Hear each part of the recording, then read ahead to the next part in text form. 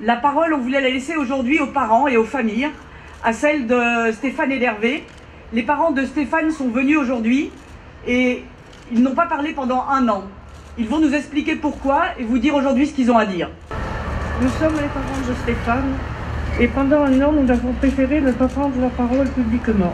Les autorités avaient commencé par nous le demander, mais c'était aussi un choix de notre part. Nous nous sentions désarmés devant cette situation. Nous pensions qu'il valait mieux laisser le gouvernement agir.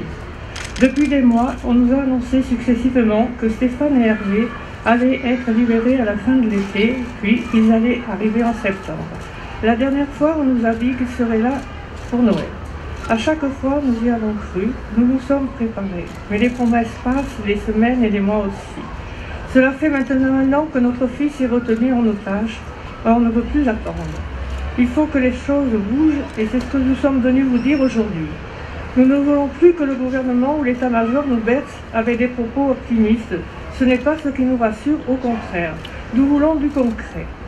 Nous ne pouvons pas nous permettre de perdre l'espoir, mais nous sommes en train de perdre confiance. Nous avons besoin d'être sûrs que l'État français est pleinement engagé dans ce dossier. Est-ce que tout est réellement mis en œuvre pour libérer Stéphane et Hervé? Nous ne demandons pas de promesses, mais nous demandons des signes forts d'une véritable mobilisation nationale. Et à notre fils, nous voulons dire que nous l'aimons. Stéphane, sois fort, on est avec toi, on t'attend.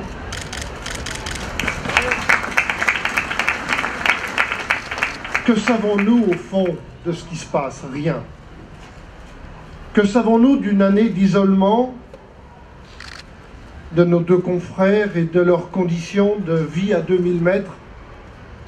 Rien. Que savons-nous du silence de cette montagne afghane et de leur environnement immédiat? Que leur dit-elle cette montagne? Nous n'en savons rien. Que savons-nous de nos confrères? Quelques bribes que leurs cerbères ont bien voulu laisser enregistrer et les rares informations que les autorités ont bien voulu nous donner. Que savons-nous des négociations, de la date tant attendue? Rien. Et que savons-nous de ce qu'ils savent, eux? Absolument rien.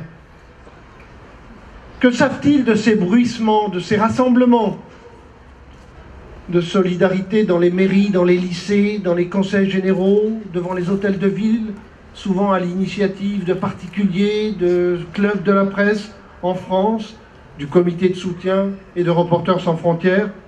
Que savent-ils de nos révoltes, de notre écœurement et de notre solidarité? Nous n'en savons rien. Et c'est bien parce que nous ne savons rien, que nous avons envie, que nous avons besoin, que nous avons l'obligation morale de nous retrouver pour exprimer notre solidarité. Et c'est bien parce que nous ne savons rien, ou presque, que nous avons envie de crier pour les encourager, envie d'hurler pour leur dire qu'on les soutient. Comme vous, sûrement, je me souviens exactement du moment où, il y a 1 an, j'ai appris qu'Hervé et Stéphane étaient retenus en otage. Et évidemment, je ne nous imaginais pas tous là, aujourd'hui, 1 an après. Malheureusement, on y est. Je voulais vraiment vous remercier tous. Alors, je remercie tous les gens qui sont ici. Je remercie tous les gens qui sont mobilisés partout en France, parce qu'il y en a énormément. Et je tiens à remercier tous les gens qui sont en ce moment derrière leur télévision, qui pensent à Hervé et Stéphane. Je sais qu'ils sont des milliers, peut-être même des millions. Je voudrais simplement dire aux gens qui ont le pouvoir d'activer les négociations en ce moment, en France et en Afghanistan, leur dire droit dans les yeux que tous ces gens-là les observent, les attendent et attendent maintenant des actions réelles. On nous a promis la libération d'Hervé et Stéphane il y a 5 semaines en nous disant que c'était imminent. Depuis 5 semaines, on attend jour après jour, les choses ne se passent pas. Il faut agir maintenant, il faut agir fortement et rapidement. Je vous remercie.